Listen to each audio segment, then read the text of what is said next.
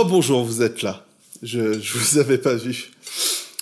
Eh bien, ils ont terminé respectivement premier, troisième et cinquième du championnat de Formule 2 en 2020, et pour leur première année en Formule 1, Mick Schumacher, Yuki Tsunoda et Nikita Mazepin sont loin de faire impression comme certains de leurs prédécesseurs.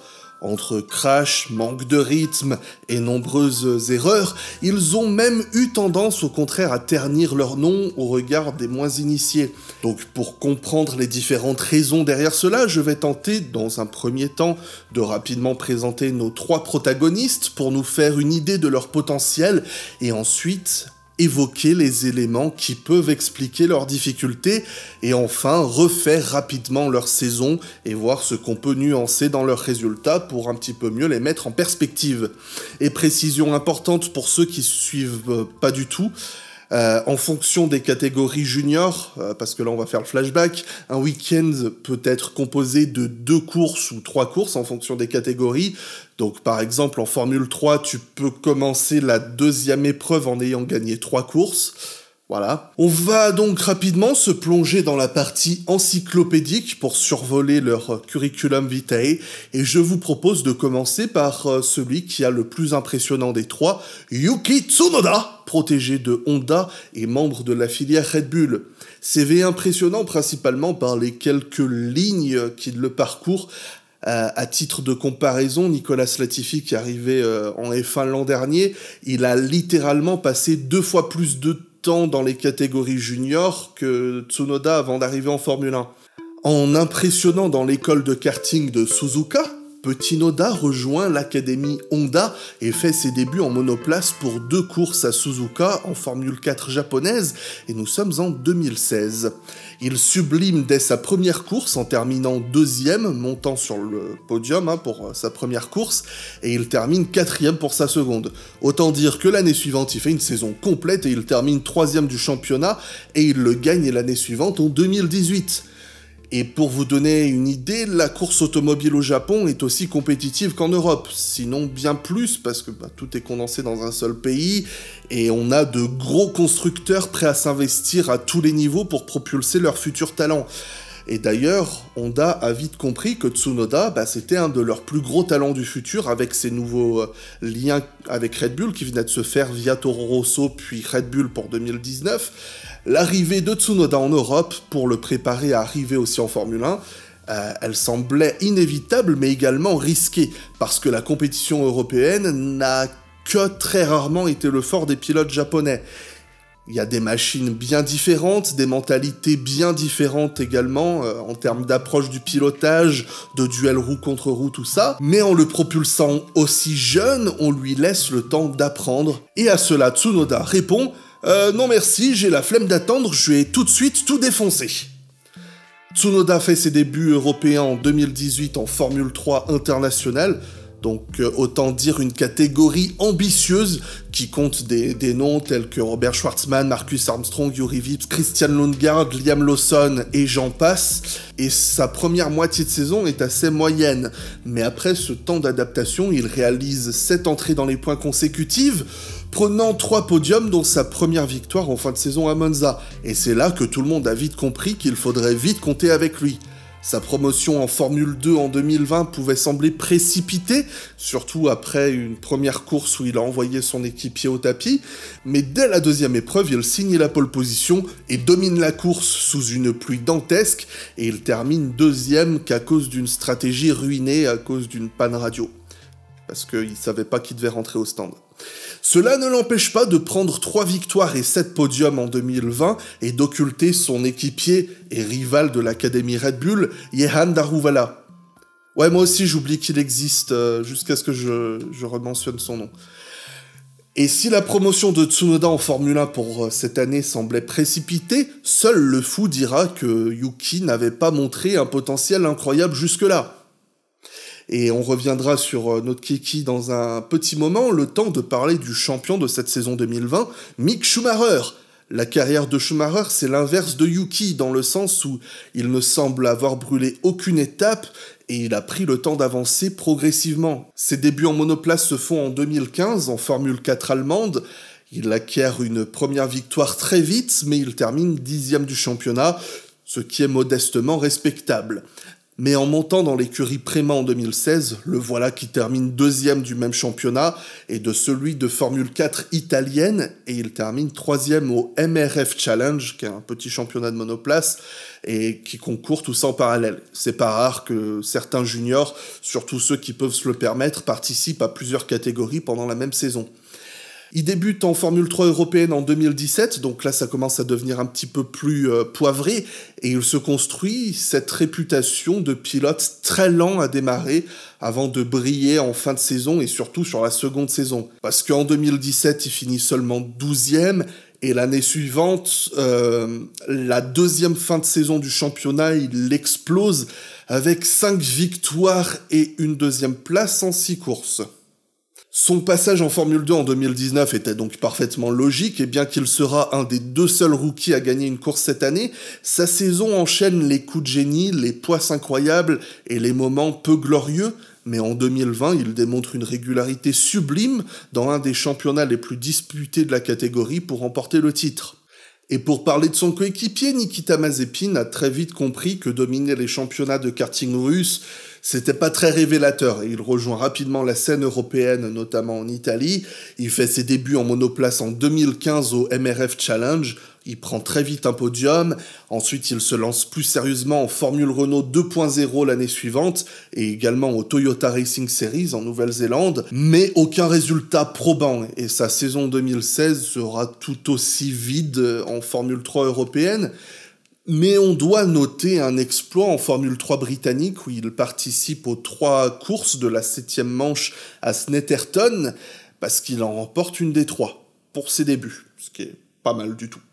Sa saison 2017 en Formule 3 européenne s'avère correcte, il termine 10e du championnat, mais ça commence à faire un petit peu long niveau attente pour avoir des résultats probants.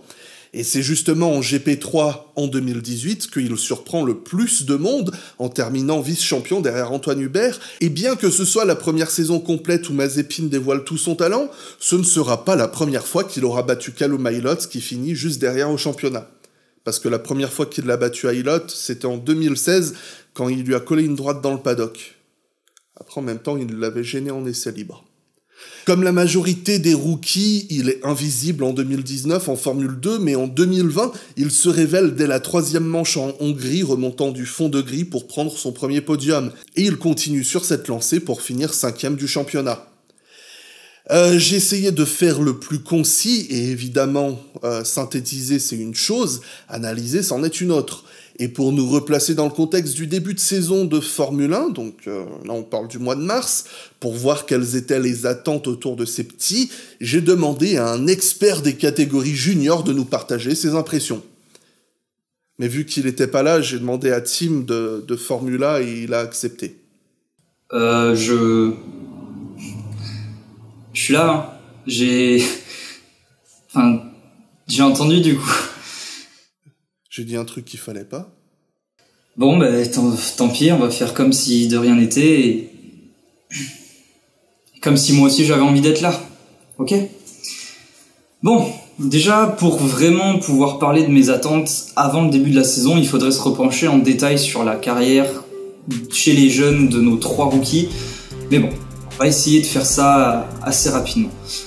Celui pour lequel j'avais le plus d'attentes, finalement, c'était Yuki Tsunoda. C'est celui qui a eu la progression, certes la plus rapide, mais pour moi aussi la plus impressionnante. De la F4 à la F1, ça a été très vite, mais à chaque fois, il a su toucher le haut de sa catégorie, même des fois avec des voitures qui ne lui permettaient pas. Alors, c'est sûr que je m'attendais clairement pas à le voir aussi loin de Pierre Gasly. En fait, ce que je m'attendais à voir, moi, c'était ce qu'on a vu à Bahreïn. 2 voitures assez proches, un Pierre Gasly en haut, un Yuki Tsunoda derrière, mais voilà, sans plus. Le souci, c'est qu'on en a un qui est au sommet de sa gloire avec une voiture qu'il comprend parfaitement, et un autre qui est dans de très grosses difficultés. Et ce contraste-là fait que c'est vachement mis en avant le fait que Tsunoda soit derrière, bien plus que ce que la réalité serait réellement, je pense. Ça reste quand même... je pense un bon pilote et il mérite pas de se faire taper sur les doigts autant que ce qui se fait taper sur les doigts. Surtout que c'est, je pense, pas pour les bonnes raisons. avant d'être un personnage médiatique, c'est un pilote de Formule 1, faut pas oublier ça quand même. Pour Schumacher, on va dire que c'est du 50-50. D'un côté, j'étais très hypé parce qu'il avait montré des choses excellentes chez les jeunes. D'un autre côté, ouais, j'étais mitigé, coup-ci, coup-ça, parce que on parlait beaucoup de lui parce que c'est un Schumacher, on parlait beaucoup de lui parce que il pouvait apporter quelques sponsors, parce que il y avait un gros nom, parce que voilà. Et finalement, j'avais peur que toutes ces attentes autour du nom Schumacher et de ses belles performances retombent très vite et que ce soit un petit peu des attentes inutiles. Donc franchement, c'était du 50-50. Je savais pas trop quoi en penser. Surtout que niveau pilotage, moi il y a des choses qu'on a vues en F3, F2 qui me faisaient penser à son papa, et je dois avouer que j'ai jamais été un grand fan de ce style de pilotage, donc j'avais un petit peu peur. Puis forcément pour sa saison, il arrive dans une Haas, la voiture c'est une barquette, en tant que rookie, forcément je pouvais s'attendre à rien quoi. Puis surtout que dès les débuts de saison, il a jamais été flamboyant, parce que ce mec c'est un diesel, que ce soit justement en F3 ou en F2, c'est tout le temps sur les deuxièmes parties de saison, voire même à la toute fin de la saison, qu'il a su mettre un gros coup de collier pour faire décoller justement sa saison. J'étais franchement passif en fait, pour attendre de voir, et forcé de constater là maintenant qu'il est très appliqué, qu'il est calme, qu'il est sérieux, qu'il prend le temps. Et honnêtement, je dois avouer que c'est ma plus belle surprise de cette année pour nos trois rookies. Et Mazepin, honnêtement, j'avais aucune attente parce que je sais pas, ce mec m'a jamais transcendé, son nom a jamais été trop évoqué. Alors sportivement, il a sa chance, il avait sa chance, il méritait. Je pense que là-dessus, Mick et beaucoup d'autres, on peut être d'accord pour le dire, surtout depuis sa course en Hongrie en F2, où il a une gestion incroyable et il fait une superbe course. On se dit, ouais, ce mec a peut-être quelque chose à faire. Mais voilà, il arrive en F1 un peu, surtout grâce à son argent, et le problème c'est que même si je suis le premier à essayer de défendre ce genre de pilote, plus ça va, plus il est en train de montrer qu'il y a d'autres noms qui étaient devant lui sur la liste et que c'était des noms qui sont beaucoup plus méritants. Là, Mazepin, il est loin du rythme, il est de moins en moins propre, avec son coéquipier ça devient assez dangereux, voire même très dangereux, ça se complique vraiment pour lui, donc voilà, honnêtement pas une déception parce que j'attendais rien. Et je suis quand même déçu. Voilà. Merci Monsieur Formula pour ces lumières. Nous reprenons l'antenne au studio de Formule Blabla. Je précise un dernier détail pour répondre au Jean-Michel « Ils sont là grâce à l'argent !» Il y a ce qu'on appelle la super licence. Et pour avoir le droit de rouler en Formule 1, il faut avoir un certain nombre de points sur cette super licence.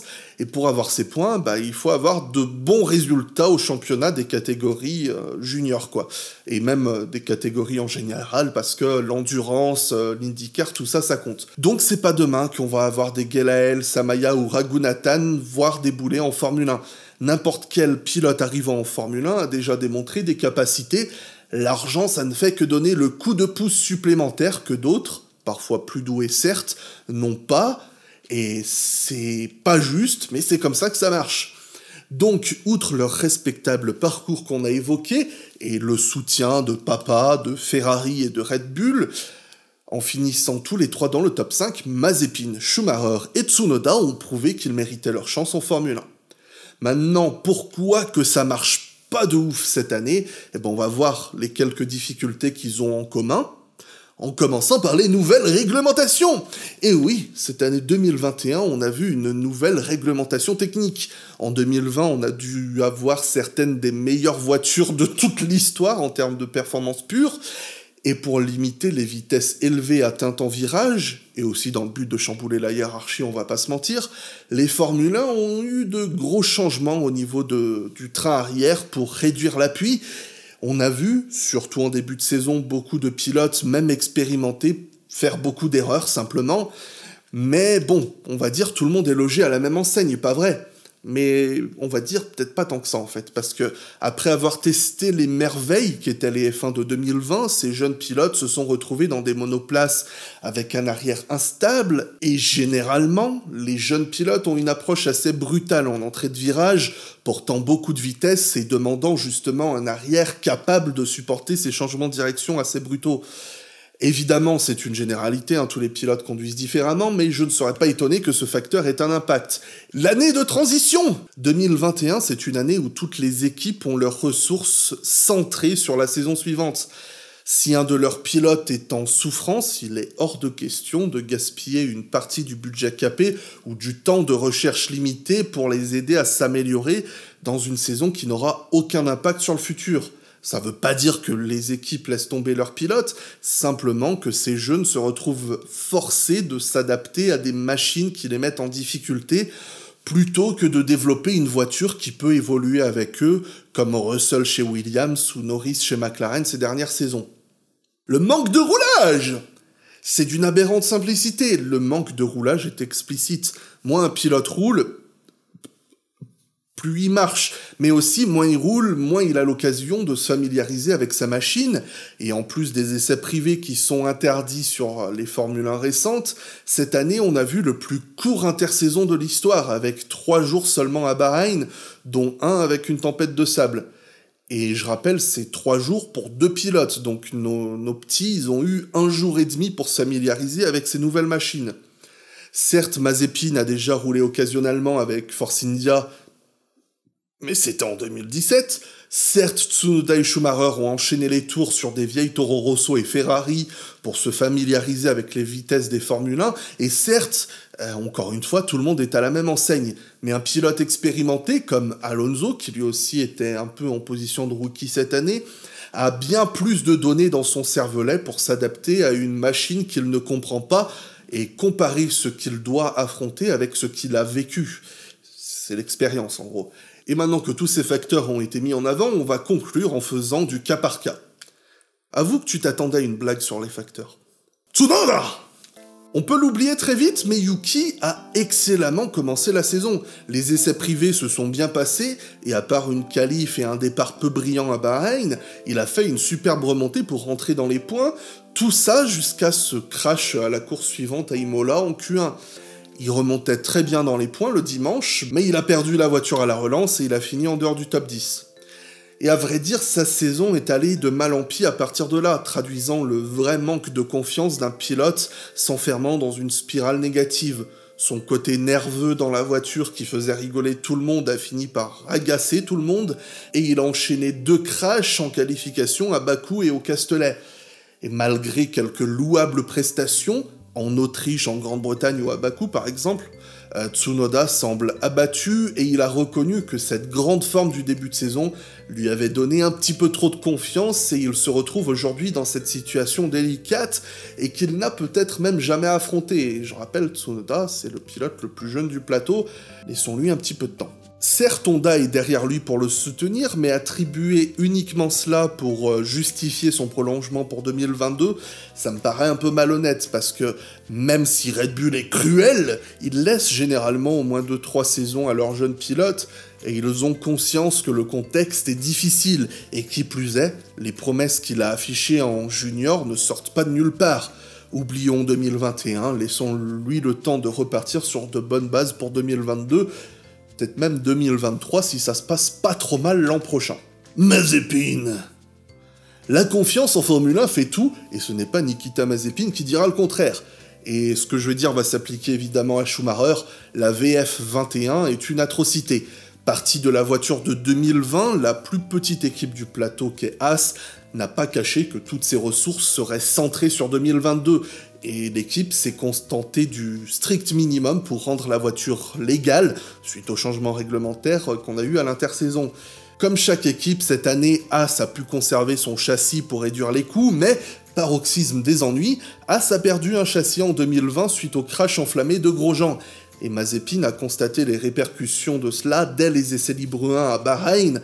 Il n'avait pas le même châssis qu'il avait eu aux essais privés un mois plus tôt, parce que, pour ceux qui ne le savent pas, aux essais privés, les équipes ne ramènent qu'un seul châssis que les pilotes se partagent, et ce châssis était celui de Schumacher.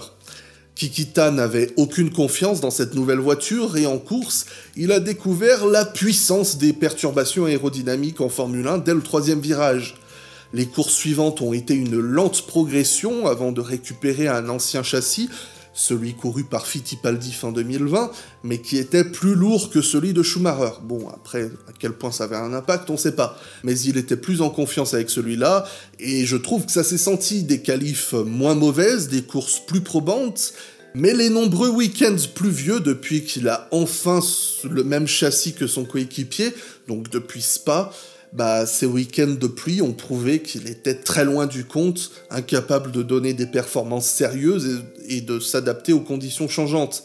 Et un point qui m'avait marqué en 2020 en Formule 2, ces manœuvres en piste qui mériteraient parfois une exclusion, entre son incapacité de s'adapter aux conditions difficiles et un comportement en piste déplorable, il ne s'est pas vraiment fait d'allié en Formule 1, et j'ose espérer que 2022 lui offrira des conditions moins difficiles pour qu'il puisse montrer les belles choses qu'il a prouvées par le passé. Mick Schumacher. Finalement, le plus fidèle à lui-même et le plus probant pour moi cette année, c'est Schumacher. On a eu pléthore de moments peu glorieux, crash à Monaco, en France, en Hongrie, à Imola, mais aussi on a vu des étincelles du génie qu'il a démontré plus tôt.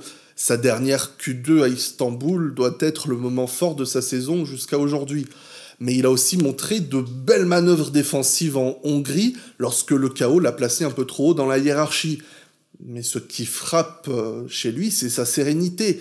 J'en ai personnellement rien à carrer qu'il soit le fils d'un mec qui dominait la Formule 1 quand j'étais gosse, mais je suis forcé de respecter la maturité avec laquelle il gère les attentes autour de son nom. Il ne cherche pas à s'affirmer en tant qu'individu, il ne cherche pas à tout répliquer de son héritage, enfin sauf le casque, mais là je trouve que c'est une bonne idée pour le coup. Il est juste lui-même, il déborde de passion quand il parle de Formule 1 et d'histoire, et contrairement aux anciens fils de ou neveux de que j'ai vus en Formule 1, je trouve qu'il arrive à exister en tant qu'individu, et cette maîtrise, ce calme, cette intelligence qu'il démontre, me le rend très sympathique, et j'espère que le pari fait par As pour 2022 payera pour qu'il puisse au moins avoir une machine compétitive. On a parfois certains cas de pilotes qui sont en mesure d'éblouir dès leur tout début, et mon but aujourd'hui c'était de remettre les choses en perspective à la vue du contexte, mais aussi du fait que parfois il faut juste laisser un peu de temps avec des conditions plus propices pour laisser certains talents éclater, et j'espère avoir bien réussi à communiquer cette intention, et je remercie Monsieur Formula pour son expertise. Je peux pas faire mieux que promouvoir ton site une énième fois, donc promis, je te dois une merguez. Donc merci Periscope pour votre attention, et gardez les yeux sur nos 3 jeunes pour 2022. Allez savoir, peut-être que As va dominer le championnat, alors parlez pas trop vite avant de clasher leur pilote. Voilà. Allez, bisous.